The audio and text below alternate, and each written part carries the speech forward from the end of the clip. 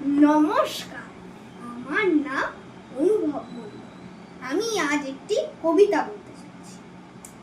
নৌকা যাত্রা, লিখেছেন রবীন্দ্রনাথ ঠাকুর। মধুমাঝির ওই যে নৌকাখানা বাঁধা আছে রাজগঞ্জের ঘাটে, কারোর কোনো কাজে লাগে না তো, বোঝাই করা আছে কেবল পাটে। আমায় যদি দেয় তারা নৌকাটি, আমি তবে 100টা দাঁড়াটি, পাল তুলে দিই 4টে 5টা 6টা, মিথ্যে ঘুরে বেড়াই না কো।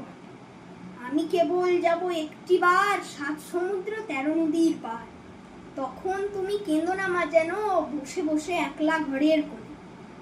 আমি তো মা যাচ্ছি না কো চলে রামের মতো 14 বছর বনে।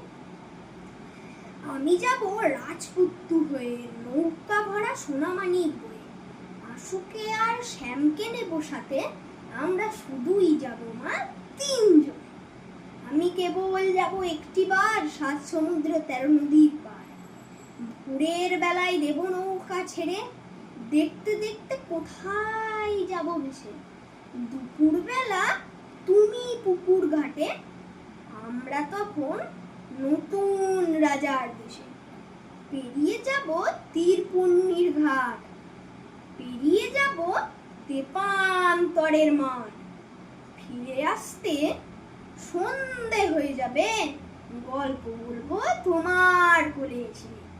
আমি কেবল যাব একটিবার 7 সমুদ্র 13 নদীর পার। নমস্কার।